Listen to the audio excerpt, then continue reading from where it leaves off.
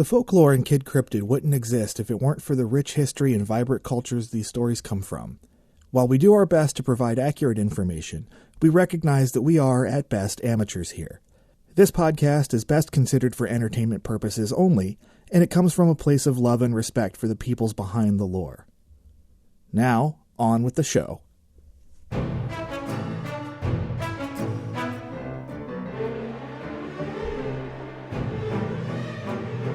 I'm Elias.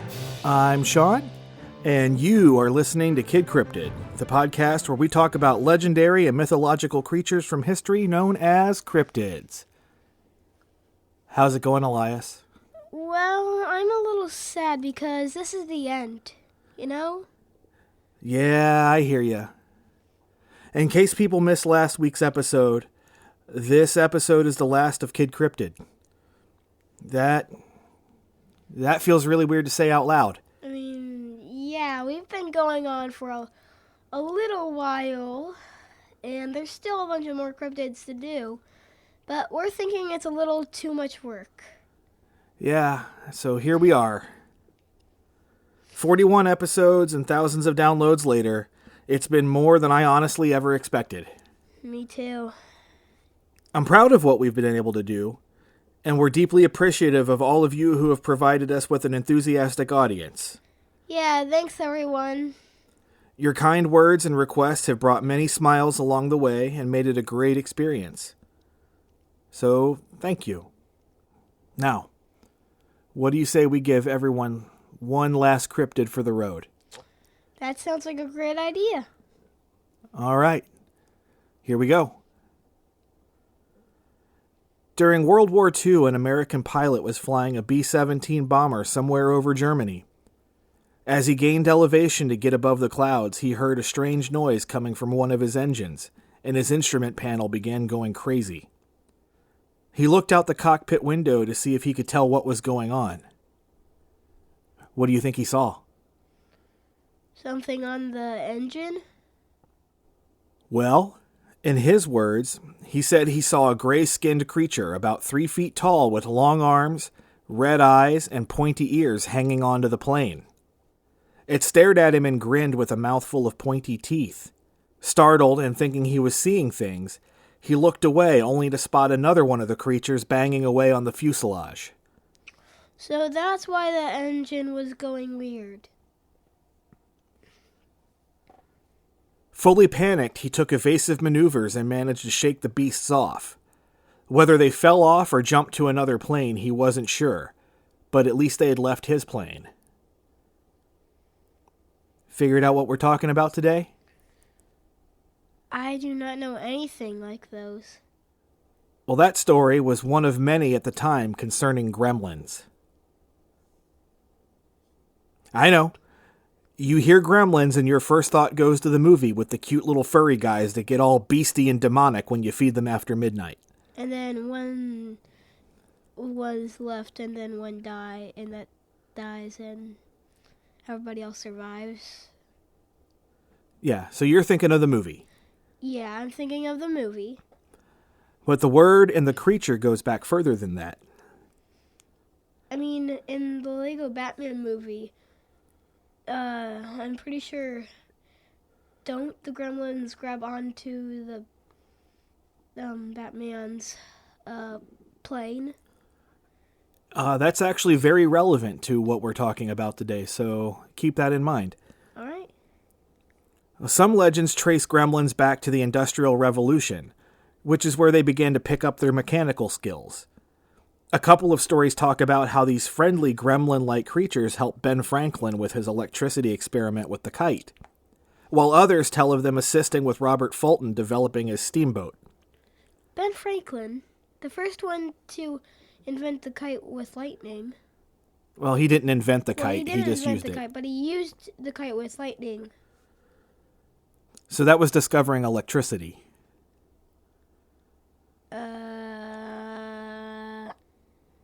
So far from history, I've heard nothing about gremlins helping him.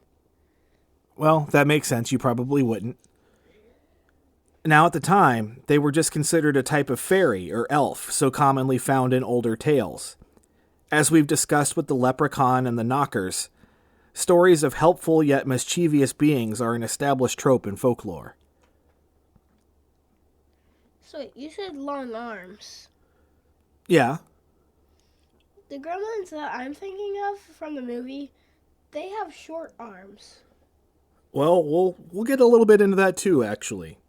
Okay. So you got a lot of stuff in mind, so you're doing good. Now, they wouldn't get the name Gremlins until World War I, when the first aircrafts began to see use in time of war. Where the word comes from, though, is a bit unclear. The most popular theory is that it comes from the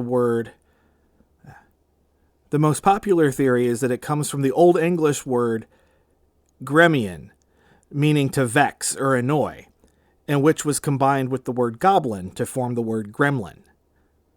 Other theories trace it to Gaelic or German. The thing to note, though, is that no matter which language is thought to be the source, all of the words pertain to grief, annoyance, or trouble. Well, gremlin makes sense because the gremlins are a little annoying. That's what I mean. It all seems to fit. So what does a gremlin look like? Well, from what I know of, you told me that they were 13 feet tall. Whoa, no. I said 3. Oh, wait, 3? Oh, okay. 3 feet tall. They had long arms, sharp teeth, and long ears.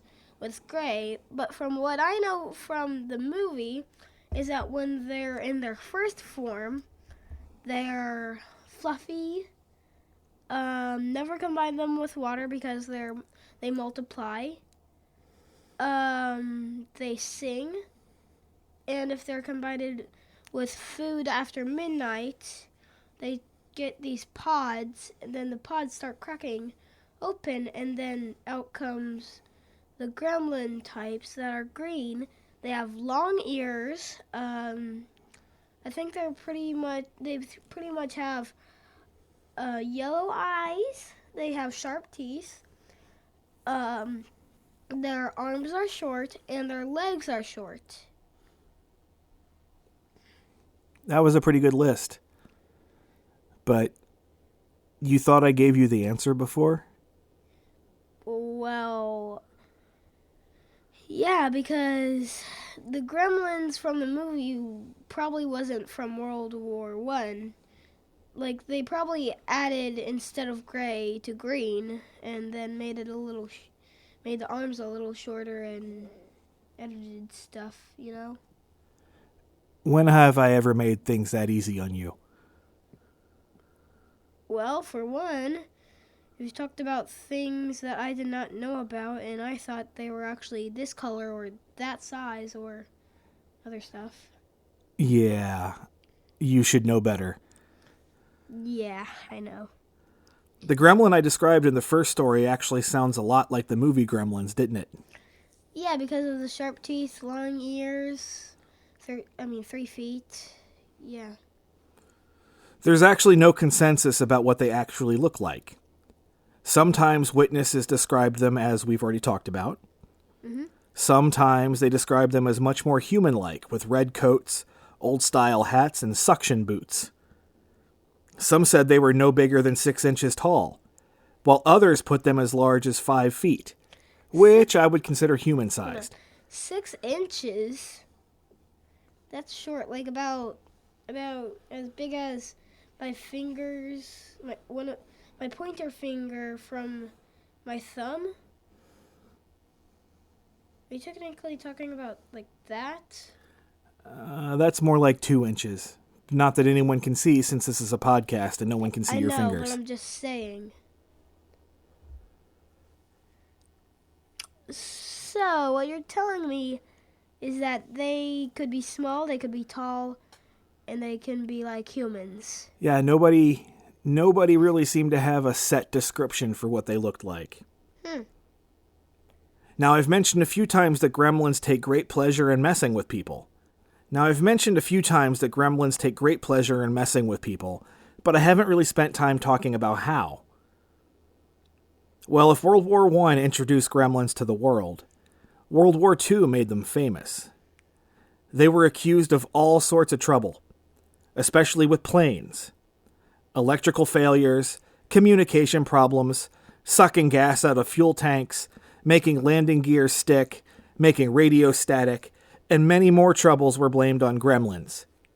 Like cutting wires for brakes? That too. Some pilots even swore that the Gremlins could create illusions in the pilot's mind. Really? So you're telling me that they could create hallucinations? That's what some pilots claimed. And it didn't really matter what side you fought for either. The creature had a knack for showing up everywhere. So technically it would be both?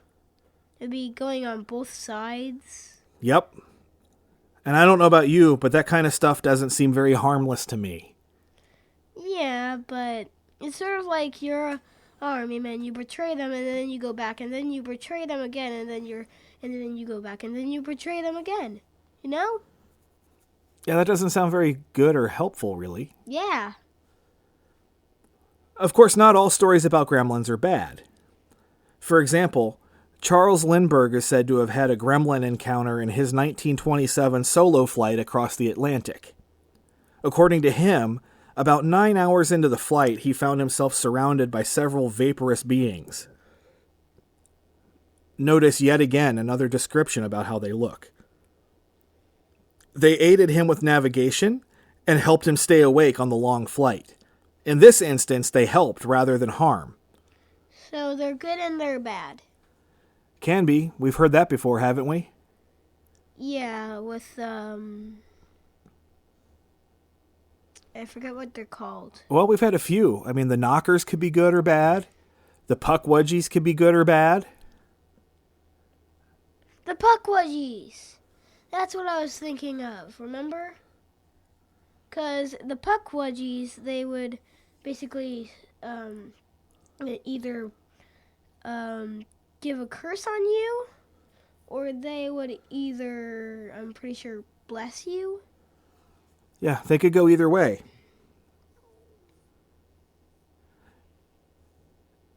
While there doesn't seem to be any rhyme or reason to how gremlins will behave, one journalist may have been onto something when he wrote, "The Royal Air Force lads made one mistake. They laughed at the gremlins. And the fact is, the little people, above everything else, do not like to be laughed at." Well, that's the reason that they were mean. I mean, come on, some people, like some kids, can be bullied, and then they get laughed at, and they're a little angry. What have we learned? Leprechauns don't like to be laughed at. Puckwudgies don't like to be laughed at. Knockers especially don't like to be laughed at. No siree! So, what have we learned about little imps and goblins and fairies? They do not want to be laughed at. That's right. So if you ever see something that's little, or fairy, or like goblin stuff, never laugh at them. Gremlins became so well known at this point in time that Walt Disney and Roald Dahl almost teamed up to make a movie about them. Creative differences between the two eventually saw the project abandoned, but Dahl, who had been in the Royal Air Force, did write a book called The Gremlins. So you're telling me Walt Disney agreed to make a movie with Gremlins? He tried to. He even wrote an essay about them. And you know who Roald Dahl is, right? I forget. He wrote Charlie and the Chocolate Factory. He was the one that made that? He made the book, and James and the Giant Peach. Oh. I mean, I love Charlie and the Chocolate Factory. Yeah, so that's his story. So he was a pilot in World War II, and he wrote a book about gremlins. So he was a pilot. He wrote a book, and he also made a movie? Yep. He must be popular. Now, by the 1950s, stories of gremlins largely fizzled out. That may be in part due to the military putting a ban on talking about them, claiming it was bad for morale. But even in the civilian world, they stopped showing up as much.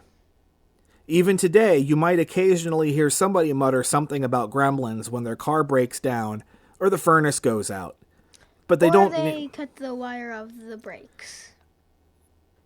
That's more criminal activity. But yeah, sure. Well, like say you're just trying to park and then the brakes don't work, and then you have to get out of your car. yeah, sure. We can blame Gremlins for that. Yeah. But honestly, I'm thankful for the fact that they don't get nearly the exposure. Well, I'm thankful that if you don't laugh at them, they'll be nice. Well, especially with all the planes that are in the skies these days. Yes. I'm glad that there seem to be fewer gremlins tinkering around and causing havoc on flights. Definitely, because I'm happy that they haven't been tinkering with airplanes that we take trips on. That's true. They're in an excellent place right now. Largely gone, but not forgotten. No. And I think that's going to wrap us up. You got any last bits, Elias? Here's one thing. If you ever see a gremlin, usually you don't want to laugh at it, so that way it won't be mean. And you treat them how they treat you. Like, say they're not doing anything, so you don't do anything to them. That sounds like good advice for a lot of situations. A lot of situations. Even if you want to make a gremlin friend. Like, you could just treat them nice. Maybe they'll even be your friend because you treated them nice. And then they could come in handy. That's maybe. Just maybe. Just maybe. Maybe. Having a gremlin that owes you a favor. Yep. All right, and I think that's it. So even though our show has come to an end, I hope that it sparked at least some imaginations to maybe start their own shows, or learn about many of the topics that we've touched upon. Yeah, or even if you find the cryptids in a book and there's more cryptids, maybe you could look at that. There's that. And as much as the show was about cryptids and creatures, hopefully it also delivered some sense of mystery and wonder about this strange place we live called Earth. Yes. Before we go, I want to take a moment to give some final shout-outs. All right. John Grills, David Cummings, Travis Vengroff, and Krista Neubert for advice and for help getting us off the ground. Yeah. Tom Parsons, thank you for the most excellent theme song. And to our ever-growing Podicon Go family for forming a wonderful collective for family-friendly viewing. Yep. Well, listening, I suppose. Well, yeah. And most of all, thank you to our patrons and fans. Yeah. Thanks for everything, and take care. Goodbye.